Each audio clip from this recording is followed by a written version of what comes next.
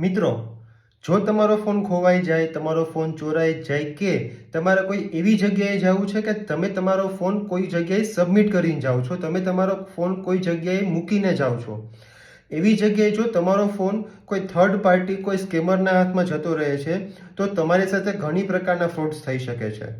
હવે તમને પણ એમ થશે કે કોઈ જગ્યાએ જ્યારે આપણે ફોન જમા કરાવીએ છીએ ત્યારે આપણો ફોન આપણે સૌથી પહેલાં તો સ્વિચ ઓફ કરીએ છીએ અને હરેક વ્યક્તિના ફોનમાં પાસવર્ડ તો હોય જ છે, તો કોઈ બીજી વ્યક્તિ મારો ફોન એક્સેસ કઈ રીતે કરી શકશે? મિત્રો, આપનો ફોન એક્સેસ કરવો સાવ ઇઝી છે. કઈ રીતે?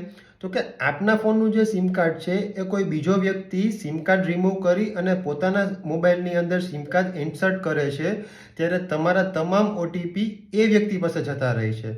માટે તમારી સાથે કોઈ પણ પ્રકારના ફાઇનાન્શિયલ ફ્રોડ થઈ શકે છે. આનાથી બચવા માટે આપણે શું કરવું જોઈએ? તો આનાથી બચવા માટે હરેક ફોનની અંદર એક ફીચર આપેલું છે. એ ફીચરનું નામ છે સિમ લોક. તમારે તમારા ફોનના સેટિંગ્સમાં જવાનું છે, ત્યાં ટાઈપ કરવાનું છે સિમ લોક. એ ફીચરને તમારે ઓન કરી કોઈ પણ એક પિન સેટ કરી દેવાની છે.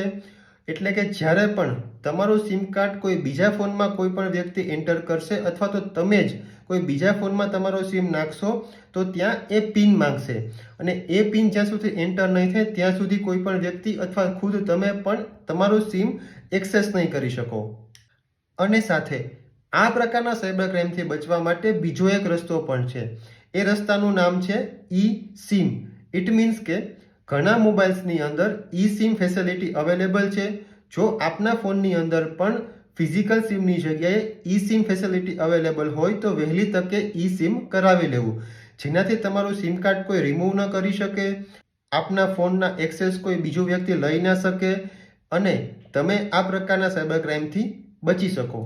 આ વિડીયોને તમારા ફેમિલી અને ફ્રેન્ડ્સ સાથે શેર કરજો, જેથી એ પણ પોતાના સિમ કાર્ડને લોક કરી શકે અને આ પ્રકારના ક્રાઇમથી બચી શકે. Stay safe, stay protected. જય હિન્દ.